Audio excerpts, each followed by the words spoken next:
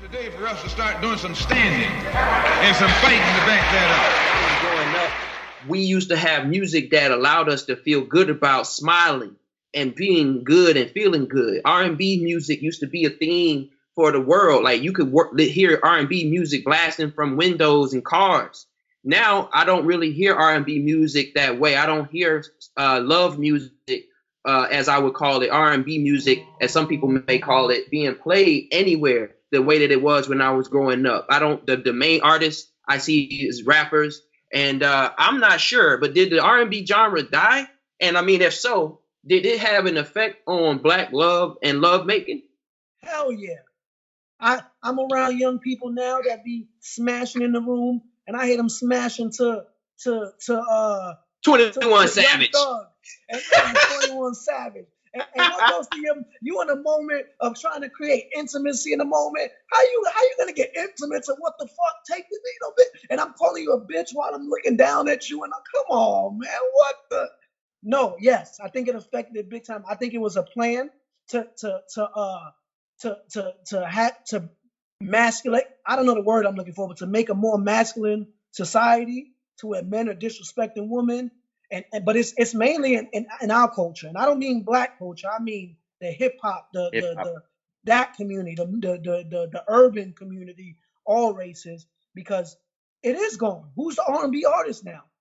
Who? I'm not saying, like I said, I know Jacquees could sing, I know Bryson Tiller could sing, but there's no predominant, there's no Whitney Houston, there's no Mariah Carey, there's no Jodeci there, and I'm not gonna go because we can all chime in with a million artists. There's none of those right now. How? Yeah. And it's because music is mass media. They control what we hear. They control what we hear. They control what we listen to, what they want us to think like at the time, right? And so, like you said, hip hop is very like machismo, masculine right now. Like even like the women that are talking, you know what I'm saying, or rapping, you know, is more about their bodies and what they can do and stuff like somebody asked me the other day, they was like, who's better rapper? What's her name? Megan Thee Stallion. Oh, I think I was having this conversation with my kids, like Megan Thee Stallion or Nicki Minaj, right? Like that's the same. Right. I said, all right, one, I would say Nicki Minaj, right? And the only reason why is because it seems like she's saying a little bit more, you know, than what Megan's saying, but she ain't saying that much more, like, you know what I mean? But it seems like she's saying her word flow is a little bit different. Right. Megan seems like it's just for show, you know what I mean? Where's the Lauryn Hill right now? Where's Lauryn Hill? Femininity, femininity and the appreciation for it. And the consciousness, like what they're saying. Excuse me 1 second. I don't mean to cut you off, but Nate, I don't know about that, because when these people, like when I hang out with people from the younger generation and they actually get into R&B music, they love it. They love the R&B music, and they're not getting it, so they don't even know whether to like it or not. You know what I'm saying? You got to think, man. When you talk about female rap, we went from Queen Latifah, who you calling a bitch, to now Megan Thee Stallion's new song, "Where Them Hoes." How it goes? It's some hoes in this house. That was made to disrespect women. That was made to put women down. That song. That was made to treat hoes like hoes. And now women, the top rapper, are now using those disrespectful lyrics in their songs to empower. Like that's a program. That's not right. And I'm not saying and it's not it's empowering themselves, but it's not empowering their communities. No, it's not empowering. It's not empowering even them. You know what I'm saying? It's just giving them a moment, just like Hot Girl Summer. You know what I mean? It gives them a moment to like be independent, right? Right. Same time, it's also making their standing kind of like is lowering their standing, right? You know, by them calling themselves hoes, and it's the same. It's honestly the same thing with like nigga. You know what I mean? You know, a little different, but it's like the way that it's being used is like, okay, yeah, I'm a bitch, I'm a hoe, I'm a this. Where our women back in those days, they were fighting against that. Like, you know, Lauryn Hill and Queen Latifah, like all of these rappers, India R.E., like I'm thinking about Erykah Badu. Like even in the 90s, there was some sisters that were saying stuff, you know what I'm saying? Like in the late 90s, early 2000s. You know, now it's just like nothing. But I want to be fair too to the women out there and the people that listen to that music. I want to be fair in saying I get the concept. I get it that men and women are equal. So if men are going to be out here talking about it's cool to fuck every bitch in the world, then women are saying, well, we could say it's cool too, because there's no differentiator. But that just shows the way that we got it. Wait, I just want to say, but at the Right, end they of the day, see where they got it from. right, You know and at the end of the day, who's wifing up those girls? Nobody. That's what I want to say. At the end of the day, these girls that are holding on to these hoes and stuff, who's wifing up the Amber Roses? Who's wifing up the Black Chinas? Who's what? They're getting smashed and sent to the road, and that's what these young girls need to see. That okay, there's a Cardi B that got wifed up, but what's she dealing with in her relationship? Yep, right. Exactly.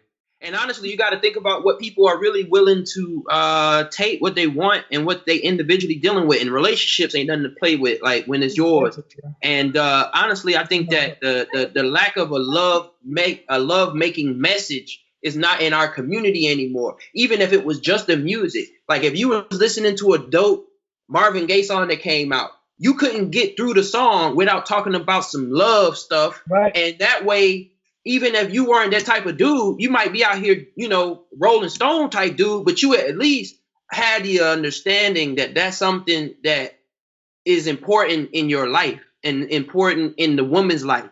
You know what I'm saying? We making the trade. We asking the woman for what she has to give, but we're not even willing to give her any level of sensitivity, any level of like objectivity towards like letting her make her own choices sometimes, like with the way that she's objectified, like calling her a bitch and a hoe. Like, you just met this girl. You don't know if she a bitch or a hoe. You know what I'm saying? It's just your word. You just using that. Like, that's the word we use. Like, when it was like R&B music was the thing, men was talking in a little bit more of a suave way. Like, you know what I'm saying? Right. Like, even if it was just to get in the draws and dip. Right. I mean, and I want to say, goes back far, man. It's not just the 90s, the 80s, like the 70s, the 60s. Like, people was talking about nasty stuff, you know what I mean? But they had it coded. I've been stroking, I'm stroking to the east. Like, he talking about, but he's not like saying it outright. I think that today is just like late, you know what I mean? And it doesn't leave any room for imagination. It doesn't leave any room.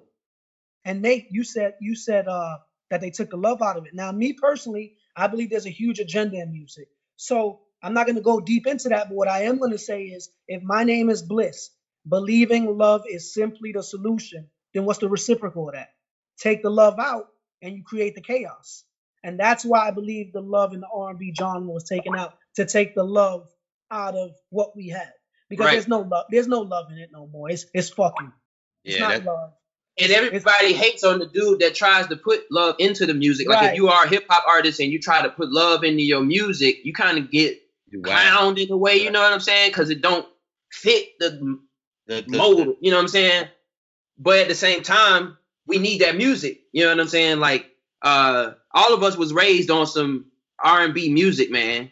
And soon there's gonna be songs about STDs, and they're gonna be like, "Come and get your herpes." It's coming, man. Because I've been in conversations with guys, young guys, that think it's cool. Like, you ain't never had no STD? What? You gotta get you one. Everybody gets one. I've heard those conversations. Bruh, tripping. But that's the way that we get when we don't have a connection between the older generation and the new, younger generation. And the music is one that's getting lost because, like, the 90s lost it because everybody wanted to be a record deal. Everybody wanted to chase a record deal, go to these big companies in these corporate offices in these high skyscraper buildings. And they wanted to be approved by these large organizations that could put your name out in front of the whole country in one button press, instead of doing the work that some brothers are doing right now to actually build their audience and build the actual reputation for being good in your craft, so that when you drop something, everybody can jump on it and they can think, oh, this person made some music, I'll go find it wherever I can find it. That's what they're doing now. But like right now, we in a world where we don't even have, like, I don't even know of anybody who's repping for, like, I'm thinking about like Chris Brown, Ty Dolla $ign. I don't even think anybody who, like, dang, if you wanted to listen to some music, you wanted to turn your wife on, turn your lady on, you wanted to, kick it back, you got to go back and listen to some old music. You can't listen to nothing new. I do. And you said, like about the Malcolm and Martin Luther King thing you said earlier, the same way that Willie Lynch is still alive today, that is the way they're keeping Willie Lynch alive.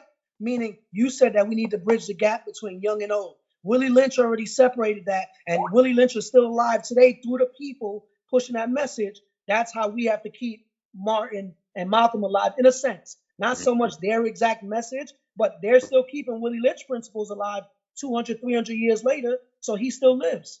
Because you just gave a great example, the old and young separation, the dark and light, all those separations are still going on today, and they're working. It keeps our culture super separated because we're all competing with each other. Right now, somebody's watching this podcast looking at like light skin, dark skin. No matter what, that's the first thing they see. Light skin guy, dark skin guy. Where does that come from? We're souls. We're brothers having a conversation. Well, don't worry about that because I'm going to turn down the light and all the shit on the back end when I do the editing. So it's going to flip flop. I'm going to make Shaka the light skin and make you the dark skin one. We're going to change it up. Lighten you up. I'm kind of for everybody who need to have those visual cues to help them to interpret, you know what I'm saying? Like, that's how we going to rock it. You know what I'm saying? But, you know, I really appreciate you guys, man. Shaka and Jason, it's been great talking to y'all, man, in terms of, like, where we've been going. I feel like it's one of those things that our generation really, I think, needs and deserves is a voice that can go back to the times. Like, I know, Shaka, you know, me and you both know Mukasa Ricks and knew him as the man who coined the phrase, the Black Power, and he was the first person to say that.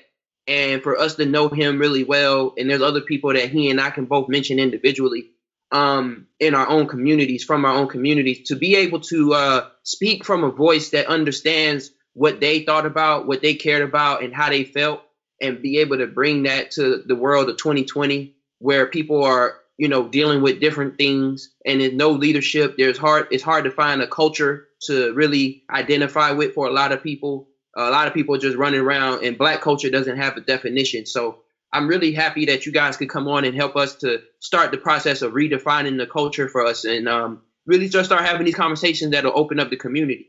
I'll say one thing before we get ready to go. Yes. So Jason had just brought up the Willie Lynch letter, right? And this is probably a topic we can have for another time. But I spoke to the person who wrote the Willie Lynch letter. To the person? I thought this was hundreds of years old. Yeah. So maybe we'll save that for another time. I'm interested. Hey, I'm interested. Make sure I'm there for that one. I want to hear that. I'm interested.